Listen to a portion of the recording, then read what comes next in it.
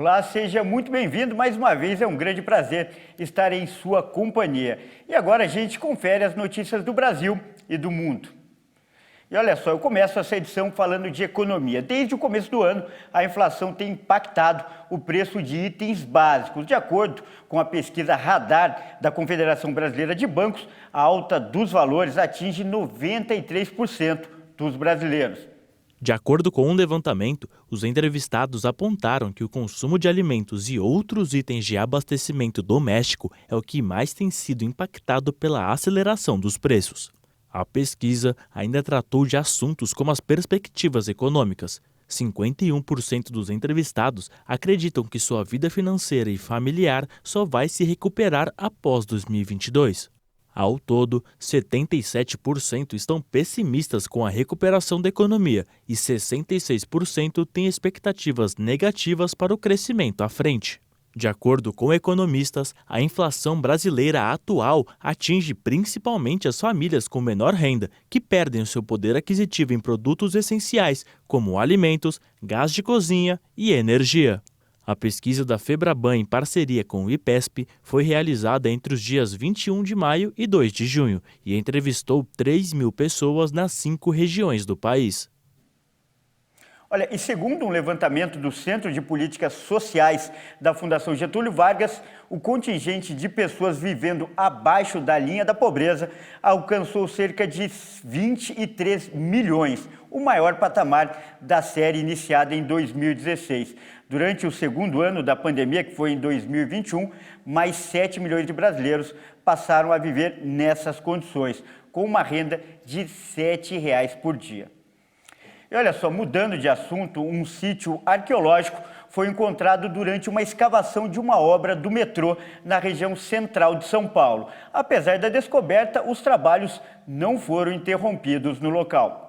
A descoberta aconteceu pela equipe da concessionária responsável pelas obras da futura estação 14 bis do metrô. Na escavação, os operários chegaram ao que parece ser um sítio arqueológico de valor histórico de alta relevância, de acordo com o Instituto do Patrimônio Histórico e Artístico Nacional, que realiza o projeto de salvamento e resgate do que foi descoberto. O órgão afirmou que a região abrigou um dos primeiros quilombos da cidade de São Paulo, chamado Quilombo de Saracura. A localização da descoberta servia de rota de fuga para pessoas negras escravizadas. Portanto, esses vestígios provavelmente foram deixados por eles. Os materiais encontrados a mais de 3 metros de profundidade são louças de vidros e moedas e só serão levadas para análise depois da construção de paredes de contenção.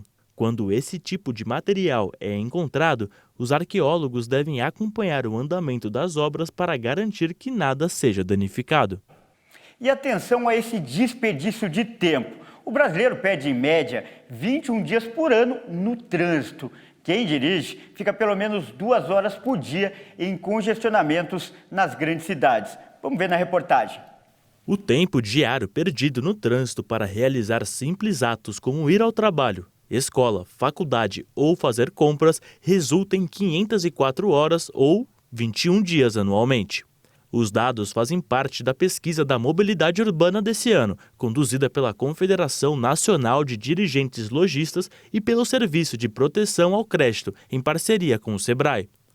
De acordo com o levantamento, quase 30% dos entrevistados levam de 30 minutos a 1 hora por dia no trânsito e outros 32% de 1 a 2 horas. Segundo especialistas, os dados mostram o impacto trazido pela pandemia no comportamento da população em relação à utilização dos transportes públicos. Além disso, o estudo indicou ainda que o meio de transporte utilizado pode variar de acordo com o dia ou com a finalidade do deslocamento. Considerando os deslocamentos específicos, na ida para o trabalho, por exemplo, os ônibus prevalecem como o meio mais mencionado. Já para ir até a escola ou faculdade, os ônibus também se destacam, sendo citados por 14% dos estudantes. Agora, nas saídas para lazer, principalmente nos finais de semana, o carro foi citado como o meio de transporte favorito. Os aplicativos de transporte também se destacaram para essa finalidade e, com o passar dos anos, vem ganhando cada vez mais espaço na preferência dos usuários. Olha, e por falar em automóveis, a empresa holandesa Lightyear anunciou que vai começar a fabricar o primeiro carro do mundo equipado com painéis solares. A estreia na Europa deve acontecer em novembro deste ano. O Lightyear Zero terá painéis solares curvos em seu teto, capô, porta-malas que recarregam a bateria elétrica enquanto estiver em movimento ou permanece estacionado. A empresa diz que ele poderá dirigir cerca de 624 quilômetros sem parar para recarregar e terá um alcance adicional de até 70 quilômetros por dia a partir dos painéis solares. Para comparação, isso é um pouco mais do que um Tesla Modelo 3 e significativamente mais do que o Kira Niro Long Range. Cada hora ao sol adicionará até 9 quilômetros de carga à bateria. O alcance solar fornecerá uma alimentação adicional de quilômetros para viagens longas, mas também significa que o motorista gastará menos tempo em postos de carregamento, ou talvez nem precise deles. Segundo a empresa, em um condado quente como Espanha ou Portugal, se o trajeto diário for inferior a 35 quilômetros, não será preciso ligar o carro por até 7 meses. Em um clima mais nublado, como na Holanda, o carro precisaria ser recarregado após 2 meses. Outras empresas estão desenvolvendo carros com painéis solares, mas nenhuma está pronta para chegar ao mercado ainda. O Sono Scion, com produção prevista para 2023, promete fornecer uma média de 16 km de alcance solar por dia. O Aptera Never Charge é um veículo de 3 rodas de aparência futurista que a empresa afirma coletar cerca de 40 milhas de energia solar por dia. O Aptera disse que espera que o carro entre em produção em 2023 e já tem 24 mil reservas. Olha, dia 21 de junho, data do início do inverno aqui no Brasil, com a diminuição das temperaturas e o início do inverno, alguns brasileiros mudam seus hábitos de consumo elétrico. E para lidar com as baixas temperaturas, mas o hábito é prejudicial principalmente para as contas de todos nós. Sobre o assunto, nós vamos conversar agora com um especialista de sustentabilidade da Enel, a distribuidora de São Paulo. A Enel, Distribuição de São Paulo, é uma empresa multinacional de energia.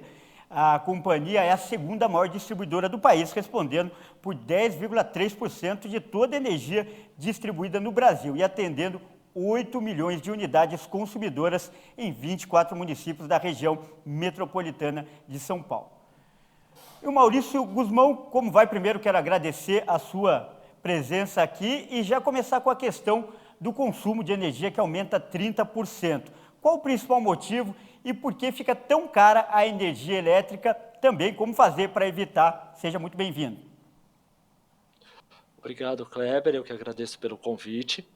Bom, nessa época do ano, existe uma grande elevação no consumo de energia elétrica, que é impulsionado principalmente pelo uso do chuveiro, onde a gente acaba colocando, nessa época mais fria, colocando o chuveiro na posição de inverno, que ele tem um gasto de 30% a mais, e o tempo de banho acaba sendo um pouco mais prolongado nessa época do ano, né? Fora isso, a gente também tem algumas residências que utilizam de aquecedores, que ele às vezes acaba correspondendo a 1/3 do gasto com o consumo de energia elétrica nessa época do ano. Ademais, temos outros fatores, assim como pelo fato das pessoas ficarem mais em casa, acabam utilizando deixando mais as lâmpadas acesas, utilizando mais a televisão por um tempo prolongado, às vezes até dormindo e deixando a televisão ligada, um pouco também de consumo a mais de micro-ondas, porque a gente, pelo fato de estar muito frio, não querer sair de casa, acaba ficando em casa, fazendo alguma comida mais rápida, esquentando no micro-ondas, esquentando até mais para comer um pouco mais quente. Então, esses são os fatores que principalmente impulsionam o aumento do consumo de energia elétrica nessa época do ano, né? Como dica aí, a gente dá para todos os clientes da Enel poder ter não sofrer tanto o impacto do consumo de energia elétrica, se é possível evitar deixar o chuveiro na posição inverno e correr, né, não prolongar muito o tempo no chuveiro. Se tiver aquecedor, utilizar o menos possível e também não utilizá-lo quando não tiver ninguém no ambiente. E o uso de TV também é a mesma dica para o aquecedor, né? Não utilizar, não deixar a TV ligada quando não tiver no ambiente. Se for assistir à noite, programa um timer para ela desligar, para que de repente não acabe dormindo e deixando a TV ligada, consumindo sem necessidade. Esses são as dicas principais, né, que a gente pode dar para o consumidor não sofrer tanto impacto financeiro nessa época do ano, com as contas de energia.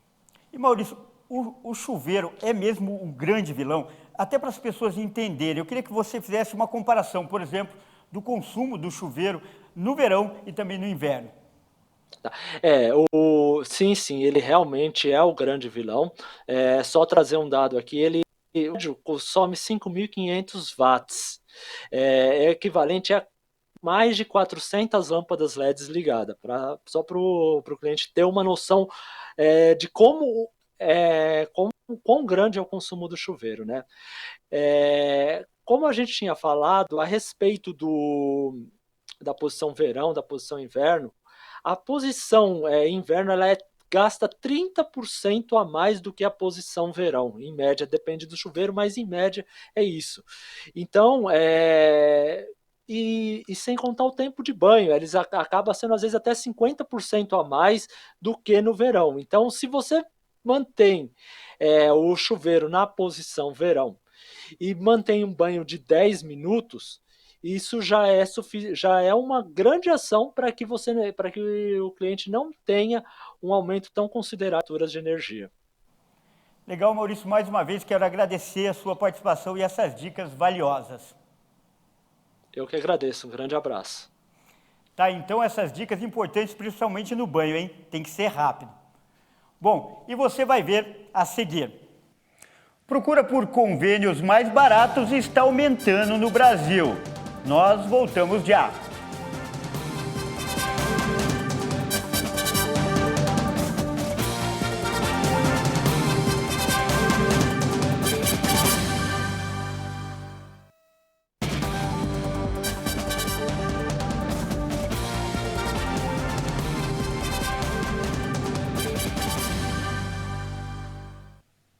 Olá, mais uma vez, seja muito bem-vindo. Nós voltamos com o segundo bloco e as notícias do Brasil e do mundo para você. E olha só, eu já começo com o assunto que vai interessar para muita gente. 49 milhões de brasileiros têm planos de saúde, mas a procura por convênios mais baratos está aumentando, principalmente depois do último reajuste autorizado para a conta do consumidor. No ano em que a ANS, Agência Nacional de Saúde Suplementar, aprovou um aumento de 15,5% nos planos de saúde individuais e familiares, o maior aumento desde o início da série histórica em 2000, quem é usuário já começou a sentir no bolso os efeitos. Antes, o maior aumento registrado tinha sido de 13,57% em 2016, segundo dados da agência. Por conta do aumento somado à crise na saúde e à crise econômica causados pela pandemia da Covid-19, alguns beneficiários tiveram que deixar de ter plano de saúde, enquanto outros precisaram fazer malabarismo para conseguir manter o benefício, ou até mesmo trocar por um plano mais barato. É o caso da Milene, que tem 2 filhos. O plano dos 2 já estava caro e para conseguir adicionar ela e o marido no convênio, teve que fazer a troca por um plano mais barato. Pagava na faixa de quase R$400. A gente foi pesquisando, aí a gente foi conversou com um corretor que atende sempre a gente para ver a possibilidade de colocar meu marido. E a gente viu como era absurdo. Os planos de saúde estão uns preços assim abusivos mesmo. Só que aí a gente, graças a Deus, ele encontrou um lá, também é só emergência, porém atende nossas necessidades, né? É o que a gente precisa no momento, é só de emergência mesmo. Onde colocando eu e meu esposo, saiu só R$300 a mais. Uma pesquisa da ANAB, Associação Nacional das Administradoras de Benefícios, mostrou que quase 50% dos entrevistados precisaram ajustar seu orçamento para não perder o plano de saúde que já tinham. O levantamento, que ouviu mais de 1.000 pessoas em todo o país, revelou ainda que 83% das pessoas têm medo de perder o plano de saúde por conta das dificuldades financeiras causadas pela crise econômica. econômica. O interesse pela portabilidade entre planos aumentou 12,5% de acordo com a ANS. Em alguns casos, foi possível reduzir em 40% os custos com a saúde. Olha, e de acordo com o levantamento feito pela Organização das Nações Unidas, 45% de todas as frutas e hortaliças que nascem são perdidos por vários motivos, como, por exemplo, o manuseio errado. Mas o problema vai muito além disso. Ao todo, 30% dos alimentos produzidos no mundo são desperdiçados. Anualmente, mais de 5 bilhões de toneladas de alimentos são produzidos, o que seria mais do que suficiente para alimentar toda a população mundial. Contudo, como foi divulgado pela ONU, cerca de 1,5 bilhão de toneladas de alimentos são desperdiçados. E o dado é ainda mais alarmante. Quando pensamos no Brasil, após os períodos mais difíceis ocasionados pela pandemia, mais de 33 milhões de pessoas não têm o que comer diariamente. O estudo elaborado pelo Programa Mundial de Alimentos mostrou que cerca de 41 mil toneladas de alimentos em perfeitas condições deixam de ser aproveitados todos os dias. E isso acontece de duas principais formas. A primeira, por meio das etapas de sua produção e chegada até o consumidor, incluindo o período pós-colheita, armazenamento e transporte. E a segunda, na atitude dos vendedores e dos consumidores de desprezarem alimentos cuja aparência não é esteticamente agradável. A conclusão desse estudo é a de que há produção de comida suficiente para alimentar todo mundo, mas o extremo desperdício faz com que toneladas de alimentos em perfeito estado de nutrição sejam perdidos todos os anos. Olha, a ONG Save the Children chamou a atenção para o sul e o leste da Etiópia. De acordo com a organização, a taxa de desnutrição disparou devido à seca e mais de 185 mil crianças estão gravemente afetadas. Depois de 4 temporadas consecutivas sem chuva suficiente no chifre da África, às vésperas de um 5º ciclo que se anuncia seco, esta região sofre a pior seca em 40 anos e uma grande crise alimentar está se formando no Quênia, Somália e Etiópia. A ONG explicou em um comunicado que mais de 1 milhão de pessoas precisam urgentemente de assistência nutricional nas regiões etíopes da Somália, Orômia, SNNP e no Sudoeste. A organização estima que existam 185 mil crianças sofrendo da forma mais mortal de desnutrição. Na região Somália, uma das mais afetadas e onde quase não chove há 18 meses, a taxa de desnutrição aumentou 64% no ano passado. Esta seca afeta cerca de 8 milhões e 100 mil pessoas na Etiópia, o segundo país mais populoso da África, que também sofre um conflito armado há 19 meses no norte do país. A Save the Children estima que cerca de 30 milhões de pessoas, o equivalente a 1/4 da população, precisam de assistência humanitária. Somado a essas duras condições climáticas ao conflito na Ucrânia, que aumentou o preço do combustível e dos alimentos. Olha, cada vez mais presentes no cotidiano, a utilização dos plásticos causa muita dúvida, principalmente quanto ao impacto no meio ambiente. Mas cientistas australianos podem ter em mãos uma descoberta preciosa quanto à reciclagem. Vamos ver?